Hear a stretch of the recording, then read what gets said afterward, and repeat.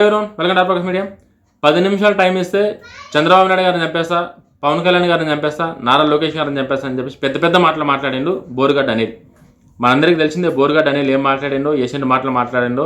అధికారం ఉందన్న ఒకే ఒక అహంకారం, ఒక అండతో విచ్చలవిడిగా మాట్లాడి అసలు నాయకులు అంటే లెక్కలెంతనంగా రౌడీజంతో, బ్లాక్మెయిలింగ్తో ఎన్ని దారుణాలు చేయాలనో అన్ని దారుణాలు చేసిండు. ఇప్పుడు పోలీసుల దగ్గర పోయి కన్నీరు పెట్టుకుంటున్నంట. ఏమని కన్నీరు పెట్టుకుంటుండు? నేను తిట్టలేను కావాలని చెప్పి వైఎస్ఆర్ కాంగ్రెస్ పార్టీలో ఉన్న పెద్ద నాయకులు నన్ను తిట్టమంటే నేను తిట్టినా, నువ్వు దళితుడివి, నువ్వు గట్టిగా మాట్లాడు, నీకు మంచి భవిష్యత్తు ఉంటుందని చెప్పిరంట వాళ్ళు. గట్టిగా మాట్లాడాలంటే దేనికోసం మాట్లాడాలి? గట్టిగా ప్రజల అవసరాల కోసం మాట్లాడాలి, దళితుల అవసరాల కోసం మాట్లాడాలి. నువ్వు దళితుడికి ఏదైనా మేలు చేద్దాం అనుకుంటే అది వదిలేసి వాళ్ళని రేపు చేస్తా, వాళ్ళ ఇంటి వాళ్ళని రేపు చేస్తా, వాళ్ళ ఇంటి వాళ్ళని చంపేస్తా అని చెప్పి ఇష్టానుసారంగా గబ్బు మాట్లాడి నీచమైన మాట్లాడి ఇప్పుడు కన్నీరు పెట్టుకుంటావు నువ్వు పోలీసుల దగ్గర. నీకేమన్నా కనీసం నీ మీద జాలి చూపిస్తే అది జాలి చూపించడం కూడా డేంజర్ రేపు పొద్దుగాల. అంటే అధికారం ఉంటే అట్లా, అధికారం లేకపోతే ఇట్లా. అధికారం ఉంది అన్న అన్నతోని ఎన్ని మాటలు మాట్లాడినావు రా బోరుగడ్డ అనిల్. నువ్వు మనిషి అనేటోడు ఎవడన్నా అట్లా మాట్లాడతాడా? మానవత్వం ఉన్నట్టు ఎవడన్నా సరే అవతల వాళ్ళ కుటుంబ సభ్యుల గురించి నిజంగా కానీ నోటుకొచ్చిన బూతులు కానీ ఎవడన్నా మాట్లాడతాడా? నువ్వు మాట్లాడినావు. అధికారం పోయేటకల్లా ఇప్పుడు ఈ హుషారు లెక్కలన్నీ చేసుకుంటా నేను ఇగో ఏం మాట్లాడిండో మీకు పాయింట్ వినిపిస్తే చూడరి. వైసీపీ నేతలు ఆదేశిస్తేనే నేను తిట్టినా, అండగా మేము ఉంటాం, దళితుడివి మంచి భవిష్యత్తు ఉంటుంది. కానీ ఇప్పుడు ఎవరు కూడా పరామర్శకు వస్తున్నారంట మళ్ళీ ఆయనకి. ఎందుకు రావాలి పరామర్శకి? నువ్వు ఏమైనా మంచి పని చేసినావా? లేకపోతే నువ్వు ఏమైనా ఆంధ్రప్రదేశ్ కోసం కొట్లాడినావా? ఆంధ్రప్రదేశ్ హక్కుల కోసం మాట్లాడినావా? ఆంధ్రప్రదేశ్కి ఏమైనా రాజ్యాంగాన్ని తీసుకొచ్చినావా? దేనికోసం నేను పరామర్శించాలి? నువ్వు చేసిందే దిక్కుమాలిన పని, నువ్వు చేసింది అడ్డమైన పని, నువ్వు చేసిందే చెత్త పని కాదు, అసలు మానవత్వం తలదించుకున్న పనులని నువ్వు చేసినావు. నిన్ను ఎవడన్నా నీ వైఎస్ఆర్ కాంగ్రెస్ పార్టీ కదా ఎవడో నిన్ను పరామర్శించాడు. నువ్వు ఎందుకు రావాలి? నిన్ను ఎందుకు పరామర్శ చేయాలి? అసలు నిన్ను ఏం చేసినావని చెప్పి పరామర్శ చేయాలి? నిన్ను డబ్బుల కోసం, అధికారం ఉందన్న ఒక అడ్డదంతోనే దళితులు అన్న ఒక ముసిగేసుకొని చేయాల్సిన అడ్డమైన పనులను చేసి నిన్ను పరామర్శ చేయాలి. ఇప్పుడు ఎవడు చేయాలి? ఎందుకు చేయాలి నిన్ను పరామర్శ?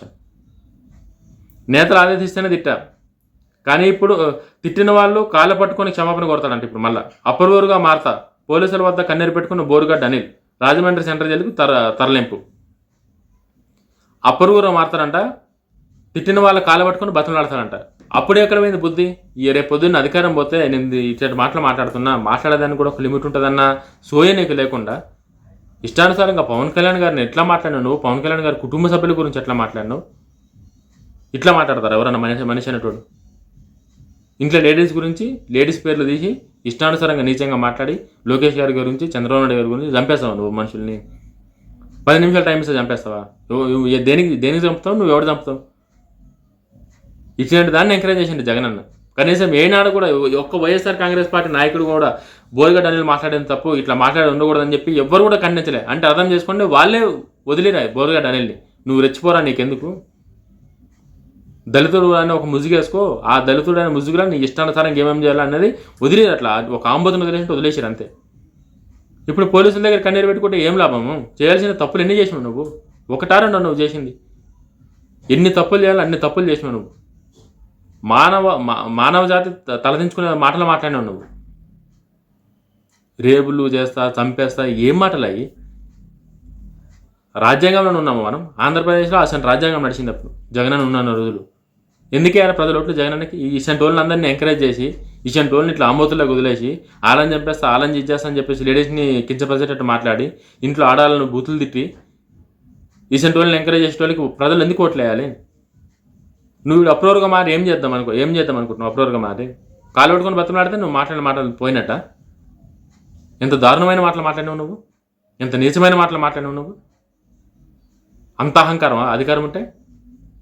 దళితుడు అని చెప్పి ఒక దళిత ముసుగేసుకొని ఇష్టానుసారంగా చేస్తావు నువ్వు. తల నెత్తికెక్కి, కళ్ళు నెత్తికెక్కి, కింద మీద సోయి లేకుండా ఇష్టానుసారంగా మాట్లాడి ఇవాళ నువ్వు క్షమాపణ కొడతావు. కూటమి ప్రభుత్వం మంచి ప్రభుత్వం కాబట్టి ఇంకా నీకు ఇంతనన్నా ఇచ్చేస్తుంది. నీకు ఇంక వేరే ప్రభుత్వం కనుక వేరేగా అనుకుంటుంటే నీ లెక్క వేరేలా ఉంటుండేమో. నువ్వు మాట్లాడేంటి బయట దొరికితే నేను రాళ్ళతో కొడతారు, నేను చెప్పులు రాళ్ళతో కొడతారు ఖచ్చితంగా. నువ్వు మాట్లాడాల్సంటి. ప్రతి ఒక్కరికి నీకెట్లా కుటుంబం ఉందో ప్రతి ఒక్కరికి అట్లనే కుటుంబం ఉంది. నీ కుటుంబానికి ఎట్లా నువ్వు మంచిగా ఉండాలని కోరుకుంటూ అందరూ అట్లనే వాళ్ళ కుటుంబాన్ని కోరుకుంటావు. నువ్వు అసలు వాళ్ళ కుటుంబాలలో అడ్డదిడ్డంగా మాట్లాడి, ఇష్టానుసారంగా మాట్లాడి, వాళ్ళని ఇన్సల్ట్ చేసినట్టు మాట్లాడి, ఇబ్బంది పెట్టినట్టు ఇష్టానుసారంగా చేస్తావా నువ్వు? ఇష్టానుసారంగా అధికారం అన్నతోని చెలరేగిపోయినావు నువ్వు మొత్తం. బుద్ధి లేకుండా కొంచెం కూడా. నిన్ను ఎంకరేజ్ చేసి ఎవరైతే ఎంక్వైరీ చేశారో వాళ్ళకి దండం పెట్టాలి ఫస్ట్. కూటమి ప్రభుత్వం చేయాల్సింది ఏమైనా ఉందనంటే అప్రూవర్గా మారింది కాబట్టి ఎవడెవడు ఏమేమి తిట్టమని చెప్పిండో వాళ్ళని తీసి వాళ్ళని లోపటేస్తే అట్లీస్ట్ రేపు పొద్దున్న రీసెంట్ వాళ్ళు రెడీ గారు. ఏ పార్టీలు అన్నా సరే.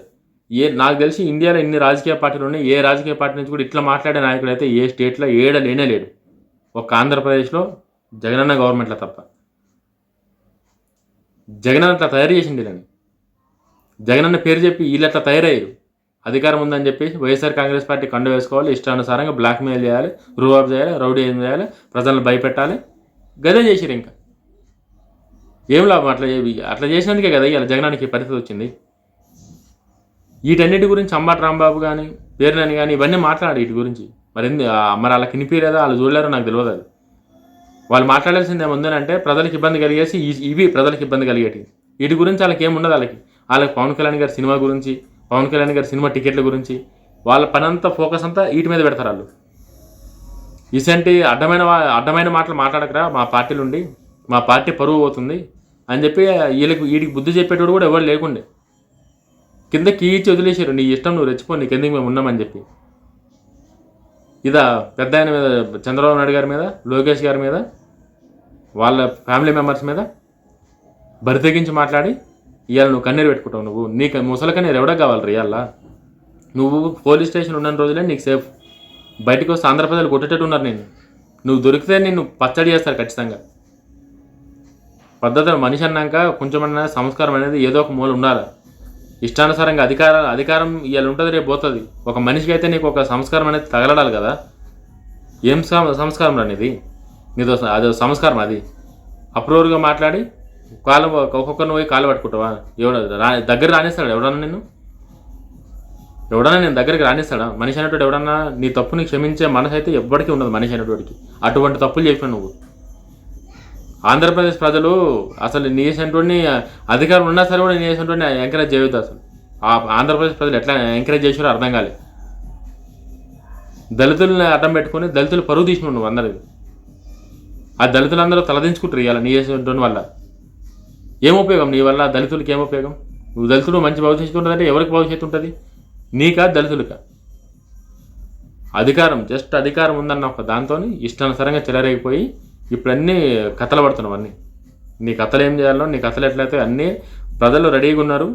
నువ్వు ఆ లోపల ఉన్న రోజులు, ఆ సెంట్రల్ జైలు ఉన్న రోజులే నీకు ఒక సేఫ్ అని నేను అనుకుంటున్నాను. ఎందుకంటే నువ్వు మాట్లాడిన మాటలు చాలా తప్పు మాటలు అయ్యి. చాలా తప్పు కాదు, క్షమించరాని తప్పులు నువ్వు చేసినావు. నువ్వు ప్రతి ఒక్కరికి ఫ్యామిలీలు ఉన్నాయి, గుర్తుపెట్టుకోరు. ఎవరైనా సరే ఫ్యామిలీల జోలికి పోయి ఎవరో మాట్లాడదు. రాజకీయాలకు ఎన్ని ఉన్నాయి, ఏమన్నా గెలవచ్చు, రేపు ఓడిపోవచ్చు. రాజకీయాలు అంతే ఉంటాయి, ఏ నాయకుడి కన్నా ఏ పార్టీ కన్నా.